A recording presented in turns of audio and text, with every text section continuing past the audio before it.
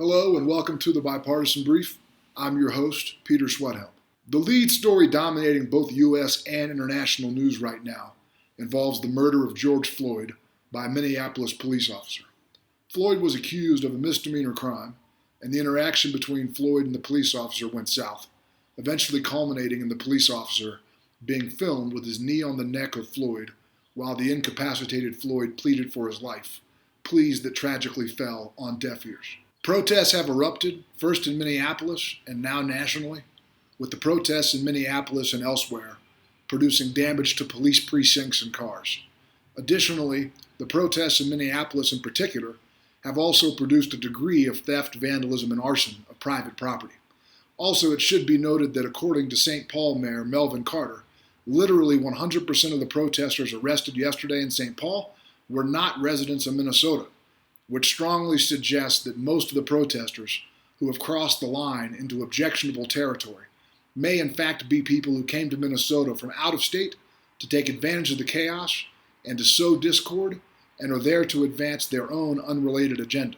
To date, George Floyd's murderer has been arrested and charged, but Minneapolis protesters in particular have stated the protests won't stop until the three police officers who sat idly by while the now indicted officer cruelly tortured George Floyd to death are also themselves indicted. As of this moment, none of the three officers who failed to intervene have even been arrested. This situation, both the murder of George Floyd and the ensuing protests, has of course been politicized. Many on the left have dismissed the theft, vandalism, and arson by pointing out that murder is the far more serious offense and should as such be considered and discussed separately. And many on the right seem as upset or possibly even more upset about the theft, vandalism, and arson than they are about the murder. And both sides are invoking Dr. Martin Luther King Jr.'s name to bolster their case, with the left quoting King, who said, "A riot is the language of the unheard," while the right insists that King would be disappointed by these protesters because King was an advocate for protesting peacefully. To talk more about George Floyd, I want to now redirect to an interview I conducted earlier today with a gentleman who knew George Floyd well. We're joined today on the Bipartisan Brief by Cyril White, a successful businessman out of Houston, Texas, who had a personal relationship with George Floyd. I wanted to just start off by asking you, tell us a little bit about George Floyd, the person, and your relationship with him. Well, first of all, thanks for having me. And, my prayers continue to go out to the George Floyd family in their time of tragic loss. But to date back to how I first met George Floyd, I was going to Lamar High School and he was going to Yates. And so these are two schools that, I know in my senior year, we played against them in the playoffs. And he was one of the players on their team. He was a junior that year. So that summer, I went to Texas Lutheran College. He was still in high school. I would see him in the summertime at some of the gyms because, the guy Mike Riggs played at Worthing. He graduated, he and Mike Riggs were great friends. So every time I would be with Mike, Floyd would be with Mike. So we would all be together. So that was, that was the start of getting to know him, was at that phase of life. Mm-hmm. And later on, you two went on an adventure together in China, if my memory serves. Tell us a little bit about that. So now he didn't actually go to China with me, Coach. What he did do is in 1998, I started an NCAA exhibition team. And so what I was doing, I had to contact different college coaches and get contracts so that I could bring a team of ex-players in for some preseason games because every college got 2 contracts at that time. So George Floyd was on that team. Got it. He was my starting power forward center. And he was the tallest guy that I had on my team. We listed him at 6'7", but he might have been 6'6". You know how that goes. But he was the biggest guy. And what's significant about that is when I was calling schools to get the contracts, the coach want to see who's on your roster. Who's on your roster? Because that kind of determines the matchups and if they're going to play you or not. Well, they saw I had George Floyd on the team. They're like, "Oh, you got Big Floyd? You got Big Floyd?" So that actually gave more credibility to this product I was offering. You know what I mean? He helped me get a few contracts and play with me for 2 years on that. I can see that even though you're devastated, thinking back on George Floyd brings you joy. Help us understand a little bit about his personality and his character. Full-time comedian. I mean, just non-stop laughs. I mean, you know, he's the biggest guy in the gym. He might show up 5 or 10 minutes late to the practice, and, you know, he's shaking his head. He got some kind of off-the-wall story about the tardiness or whatever, but, you know, it's just something to joke about, and it's just something to, his presence himself represents the cooperation, right? Like, you're making a choice what you want to do with your time. So, you know, he come 5, 10 minutes late, you know, he feel bad about it because that's the type of heart he has, right? He has a heart enough to know I should have been there on time. I know we're trying to have a practice. You know, now I'm saying this wasn't an everyday thing, but if something like that happened, you know, he just got a way to lighten the mood. I really appreciate learning a little bit more about him. I'm also curious to know, you've been running To God Be the Glory Sports for a long time, over a decade easily, and you've had a lot of success, and you don't meet a lot of the negative stereotypes about Black people. I'm curious about your own personal interactions with law enforcement over the years, simply because a lot of Americans feel that these types of things are very isolated. And so I'm curious to hear your perspective on that matter.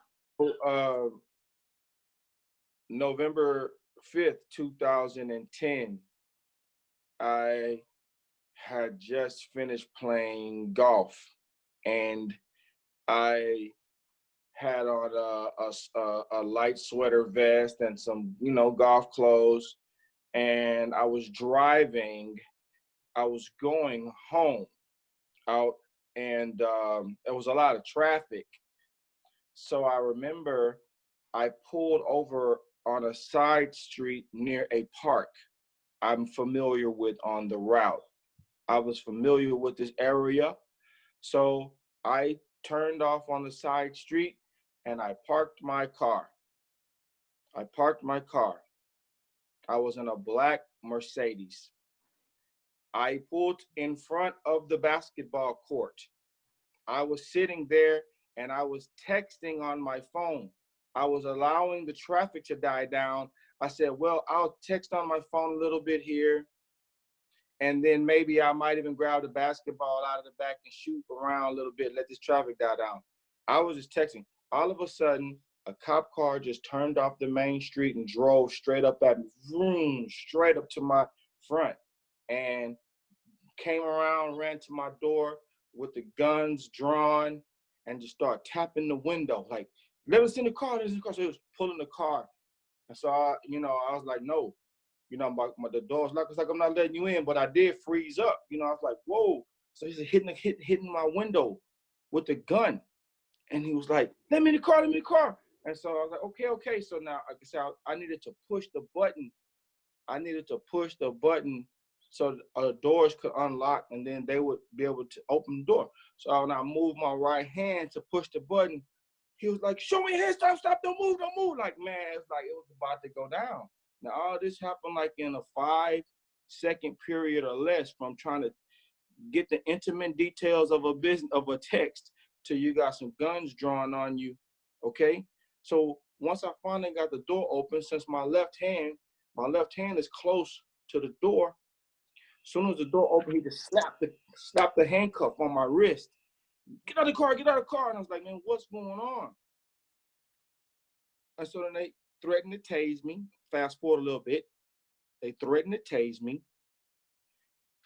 I complied and let them put me in handcuffs. They proceeded to tell me that this was a high drug traffic area, and they wanted to be sure I wasn't a part of any suspected drug trafficking in the area. There was nobody around. There was nobody else in the area. You see what I mean? So they sat me down. I had to comply with search and all that type of stuff. They pulling golf tees out of my pocket, golf ball. I just left the golf course, man. What are you talking about? They said at the end of all of that, what they said was, oh yeah, you really were parked more than 6 inches away from the curb. That's what made us notice you in the first place. Wow. Thank you for sharing that story, first of all. My follow-up would be, you're a sociable person with a wide network nationally and globally. Let's say an informal study. Let's say the 25 Black men with whom you're closest. How many of those 25 have stories similar to that or worse? 25, and we all have multiple stories. You know, that was just the worst. You know, it's one of those type of things where um, in America has proven, in a sense, that you really can't evolve, if you will. You really can't progress out of just being Black and the negative stereotypes that first come with that. I know Jarvis Johnson. You know, he's a state representative, former city councilman, again, a state representative. He was in the news last year about something very similar to this, being profiled, you know, searched, coming from a business, being asked all type of obtuse questions because of his car, and it's just bad, man. It's all around. I really appreciate you sharing those stories, and I want to finish up with uh, what do you think that we as a society can do moving forward to make this better? Or let's not even say better. What can we do to make it right? I think it's gonna take a lot of time, man, you know, just as far as the making it rightness. But I think as the right nowness of the situation, I think that there needs to be an openness by both groups uh, to explore the areas of unknown that cause all of this ignorance and divide. Um, you know, you and I both know that we know, you know, white people that don't socialize with Black people in any interactive way. And you know, I also know Black people. We know both people in groups that are like that. We need to set up some sort of um, non-confrontational, non-intimidating programs, really through sports, that can bring police, in this case, policemen together and people from these demographics, and have some exchange program that allow these barriers to start to melt. That's what I've been thinking about since George Floyd passed. Like, what can To God Be the Glory do to kind of honor his memory and be a bridge in these areas? So you want additional empathy, understanding, familiarity. They say that familiarity breeds contempt. It sounds like you're saying the opposite. It sounds like you're saying familiarity breeds understanding, trust, and better relationships. I think that both are true in some cases. I definitely think that familiarity can breed both. I do.